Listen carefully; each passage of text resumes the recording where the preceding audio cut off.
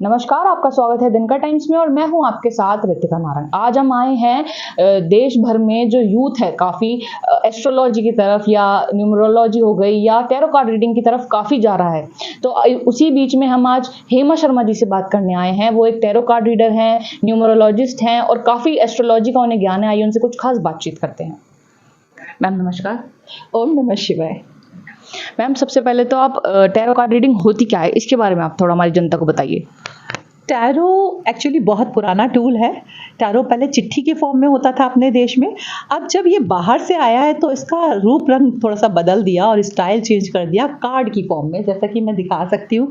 इसमें कार्ड में भी ना कई सारे लोगों ने अपने अपने अनुभव के अकॉर्डिंग, सिचुएशन के अकॉर्डिंग और टाइम के अकॉर्डिंग इस तरीके से भी टैरो बना दिए हैं कि कार्ड्स हैं ये। और इसमें 5 तत्वों की कहानी है पूरी, जो हमारे 5 तत्वों से हमारा ज्योतिष चलता है उसी तरीके से 5 तत्व इसमें भी होते हैं। अग्नि, जल, वायु, पवन और पृथ्वी, ये सब इसमें भी मिले हुए हैं। इसके आधार पे हम प्रेडिक्शन देते हैं। ये टूल पुराना है लेकिन नया होके हमारे सामने आता है। जैसे कि चीज़ें अब नई हो रही हैं, ड्रेसेस में भी चेंजेस हो जाते हैं। तो जब ड्रेसेस चेंज हो सकती हैं तो टूल भी चेंज हो सकता है। तो राइट, ये एक्चुअल टूल है और सब बताने में सक्षम है, कैपेबल है। तो एस्ट्रोलॉजी और टैरो कार्ड रीडिंग में फ़र्क क्या है, मतलब ये कैसे अलग है एक दूसरे से? एस्ट्रोलॉजी एक्चुअली तुम्हारा बर्थ का चार्ट होता है।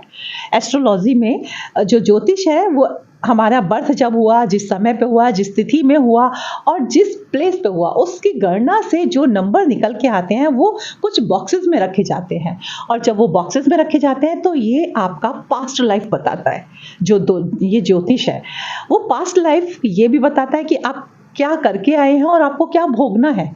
इतना डीप ये बताता है। तो ये तो बहुत बड़ा गणित है, बहुत विशाल है, बहुत गूढ़ विषय है। इस पे चर्चा करेंगे फिर किसी दिन। लेकिन ये भी यही बताता है कि आपके आगे आने वाले समय में क्या होने वाला है, आप पास्ट लाइफ में क्या करके आए हो जिसको आज आपको भोगना है। राइट। तो जैसे एस्ट्रोलॉजी कहा जाता है कि वो 100% सच होती है। 100% तो ये भी सही होते हैं, पर डिपेंड करता है अब डॉक्टर कौन सा चूज किया है। आप किन किन चीज़ों का यूज़ करते हो? क्या आप रत्नों का यूज़ करते हो, क्या चीज़ यूज़ करते हो? बहुत सारी चीज़ें अभी मैंने बताया ना, जैसे लौंग, कपूर, काली मिर्च, सरसों पीली और कुछ हकीक यानी कि कुछ पत्थर, कुछ स्टोन्स और कुछ यंत्र। कुछ यंत्रों की आकृति ऐसी होती है जो हमारे इन्वायरमेंट को प्रभावित करती है। अगर हमारे इन्वायरमेंट में कुछ खराबियां हैं, वास्तु दोष है या कुछ दूसरा दोष है, तो उसको भी दूर करते हैं। तो हमारे पास कुछ यंत्र होते हैं जिस यंत्र को हम चार्ज करते हैं और चार्ज करने के बाद उसको बीमार को या किसी प्रॉब्लम वाले व्यक्ति को दे देते हैं, जिससे वो हील हो जाता है, उसकी प्रॉब्लम सॉर्ट आउट हो जाती है। तो अब मैं पूछना चाहूँगी कि आपने कैसे स्टार्ट करा, आपने कैसे सोचा कि आपको इस फील्ड में आना चाहिए या आपको कब फील हुआ ये चीज़ कि मुझे आना चाहिए? राइट। मैं एक्चुअली एलएलबी कर रही थी एमए के बाद, और उससे पहले ही मुझे बहुत शौक रहा हाथ देखने का, नंबर देखने का, सिग्नेचर देखने का। और एक्चुअली वो जब मैं देख के बताती थी तो वो सारा का सारा सच हो जाता था। जब वो सच हो जाता था तो मुझे लोग अप्रिशिएट करते थे, तो मुझे मज़ा आता था। राइट। और जब मैंने बताया कि ये होने वाला है या ये हो सकता है, आशंका है, तब ये हो जाता था तो और मज़ा आता था क्योंकि वो घटित हो जाता था। तो मैंने एलएलबी छोड़ के स्टडी किया इसका, इन टूल्स का स्टडी किया, इन चीज़ों का स्टडी किया, ज्योतिष को जाना, उसको डीप स्टडी किया और साधना की। इससे रिलेटेड जितनी भी चीज़ें थी हर तरह से मैं निकल के आई। तो मुझे लगा लोगों की सेवा ये इससे अच्छी तो कोई हो ही नहीं सकती।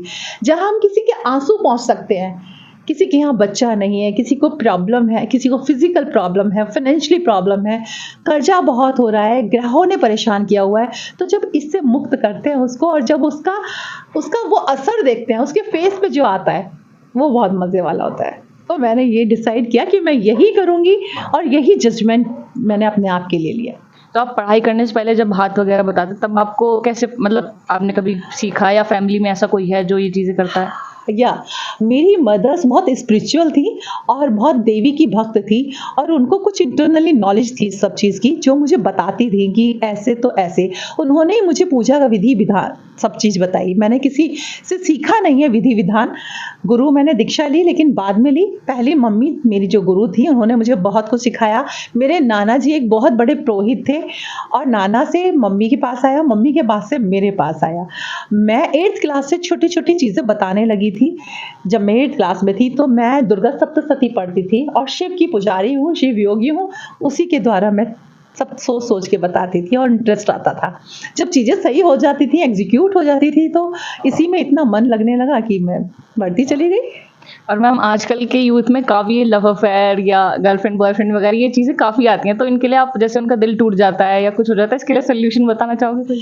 बिल्कुल सॉल्यूशन बताऊँगी और यूथ से मैं ये भी कहूँगी कि वो अपनी 20 साल की, 22 साल की या 16 साल की जो उन्होंने पढ़ाई किया, जो उन्होंने अपने पेरेंट्स के साथ उनका बॉन्डिंग रहा और वो अचानक से किसी पार्टनर के आने से उनसे विपरीत हो गए या अपने घर में लड़ाई कर ली, तो बिल्कुल ना करें, क्योंकि जो पेरेंट्स हो सकते हैं वो कोई पार्टनर नहीं हो सकता। और सही भी है कि ये वो राइट पार्टनर है भी कि नहीं, या उनका सोलमेट है कि नहीं, वो उससे शादी करेगा भी कि नहीं, बहुत सारी चीज़ें।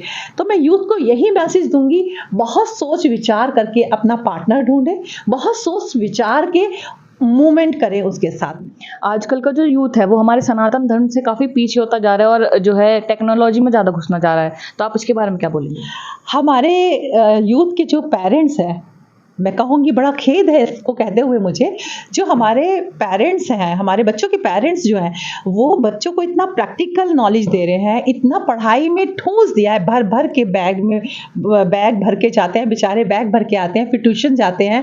8th स्टैंडर्ड से उनके ऊपर इतना वज़न रहता है कि पूजा तो बहुत दूर की बात है, सनातन होना भी पता होना उन्हें बहुत दूर की बात है। वो पढ़ाई को ही कंसंट्रेशन करते हैं या फिर कंप्यूटर में गेम खेल लिया या अपने लैपटॉप पे लगे रहते हैं। तो मैं उन पेरेंट्स से कहूँगी, कम से कम अपने बच्चों को ये तो बताएं भगवान कौन है, सनातन धर्म क्या है, सनातन को बिलोंग करते हो, सनातन धर्म क्या है।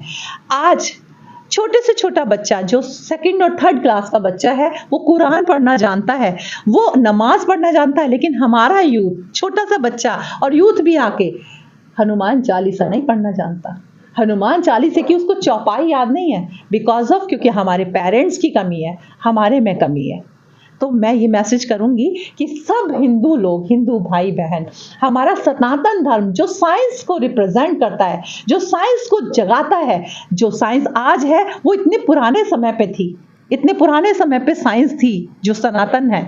उस धर्म को खोलें और पढ़ें और पढ़ाएं और बच्चों को सिखाएं और हर भगवान के विषय में बताएं, हर ग्रह के विषय में बताएं, चंद्रमा के विषय में बताएं, सूर्य के विषय में बताएं। मैम आपके नेगेटिव एंटिटी में मानते हो कि होती है नेगेटिव एंटिटी? नेगेटिविटी है तभी पॉजिटिविटी का वजूद है, ये तो हम नहीं कह सकते कि नेगेटिविटी नहीं है, तो नेगेटिविटी है। तो ये थी हेमा शर्मा जी, जिनसे हमने काफ़ी आज टैरो कार्ड रीडिंग के बारे में जाना है, एस्ट्रोलॉजी के बारे में जाना है। तो आपके लिए बस इतना ही। ऐसी और खबरों के लिए देखते रहिए दिन का टाइम।